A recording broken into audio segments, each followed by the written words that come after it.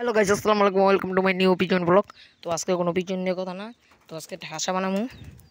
তো এই যে খাঁচা বানাইতেছি, তো আমি যদি একলা মানুষ তাই এই দিক দিয়ে এভাবে রাখছি। আপনারা একা লইলে এইভাবে রাখতে পারেন, কারণ আমার সাথে কেউ নাই, আমি কারোর সাথে আনি না।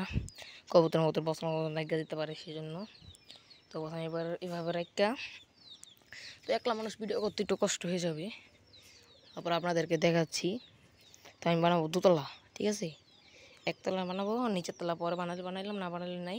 একতলার ভিতরে যে 20টা গোল ভেঙে পালা যেতে পারে, 20টার বেশি পালা যাইব। তো নেটও আমার কম খরচ, নেট আমি আমার মামার পুকুর থেকে আনছি। তো ওই যেভাবে, তো আগে পেরেক মারি, তারপর আবার ভিডিওটা কন্টিনিউ হবে, কারণ আমি একা মানুষ। তো আমার একধার লাগানো শেষ। তো এই খড়টা কোনো মাপ জুপ সারে বানানো হইতেছে। এতে কোনো খুব থাকবো না, শুধু খুব থাকবো উপরের তালাটুকুতে, কারণ নিচের দিকটা আমি পরে যদি মুরগি আনিও তারপর নিচের দিকটা পালবো। আর যেটা ওই খাঁচাটা আছে ওটা আমাদের বোর্ডিং সেট আপ বানাবো, যেটা আমি আগে আপনাদেরকে বলছি। তো এই 20 ডিম সংরক্ষণ করে কবুতরের নিচে দিয়ে আস্তে আস্তে এই খামারটাকে গ্রো করতে দেবো, ঠিক আছে। তো সেই জন্য তো নিচের পালাটা মারি, তারপর আবার দেখা হচ্ছে।